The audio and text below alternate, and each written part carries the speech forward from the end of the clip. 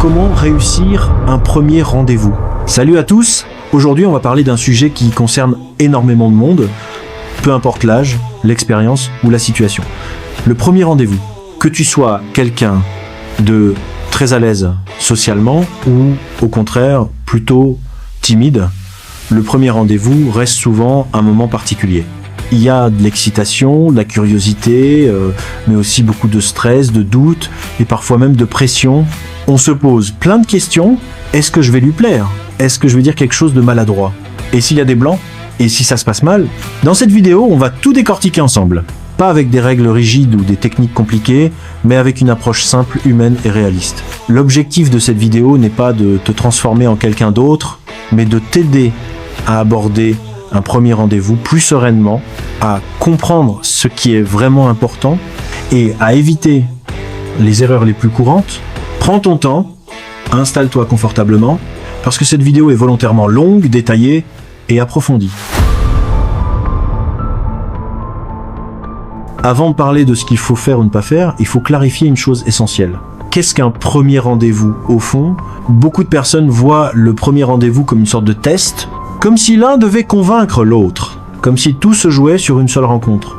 En réalité, un premier rendez-vous n'est qu'une chose, une rencontre entre deux personnes qui apprennent à se découvrir.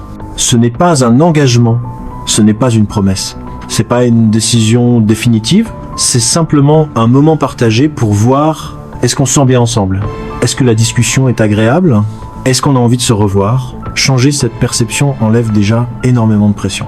Si tu arrives à un rendez-vous avec l'idée que tu dois absolument réussir, tu vas te tendre, te surveiller, te juger constamment. Si tu arrives avec l'idée que tu es juste là pour passer un bon moment et apprendre à connaître quelqu'un, ton attitude change complètement. La réussite d'un rendez-vous commence avant même d'y être. 1. Arrêtez de se surévaluer ou de se sous-évaluer. Certaines personnes se disent « cette personne est trop bien pour moi ». D'autres pensent au contraire. Je dois absolument lui montrer que je suis exceptionnel. Ces deux positions créent un déséquilibre. Un premier rendez-vous se passe mieux quand tu considères l'autre comme un égal, ni au-dessus ni en dessous de toi. 2. Accepter que tout ne soit pas contrôlable. Tu ne peux pas contrôler l'humeur de l'autre, sa personnalité, sa compatibilité avec toi. Et c'est normal. Même si tu fais tout bien, il est possible que ça ne marche pas. Et ça ne veut rien dire de négatif sur toi. 3. Se détacher du résultat. Plus tu es focalisé sur le résultat, est-ce qu'il y aura un deuxième rendez-vous, moins tu profites du moment présent. Concentre-toi uniquement sur le moment que tu es en train de vivre. Le choix du lieu. Un bon lieu pour un premier rendez-vous doit permettre de parler facilement, de se sentir à l'aise, de ne pas être coincé trop longtemps. Un café, une balade, un lieu simple et calme sont souvent de très bons choix.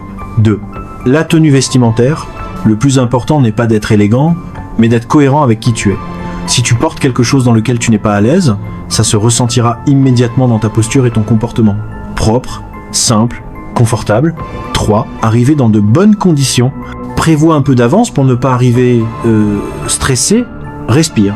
Rappelle-toi que tu n'as rien à prouver. Les premières minutes sont importantes, mais pas parce qu'elles doivent être parfaites. 1. Accepter la légère gêne. La gêne du début est normale. Elle est souvent partagée par les deux personnes. Inutile de vouloir la faire disparaître immédiatement.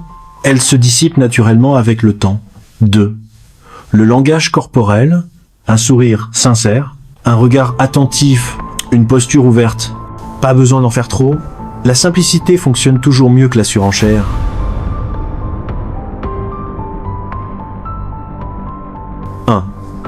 L'écoute avant tout. Une bonne conversation n'est pas une suite de phrases brillantes, c'est un échange. Écoute réellement ce que l'autre dit, réagis à ses propos, montre que tu es présent. 2.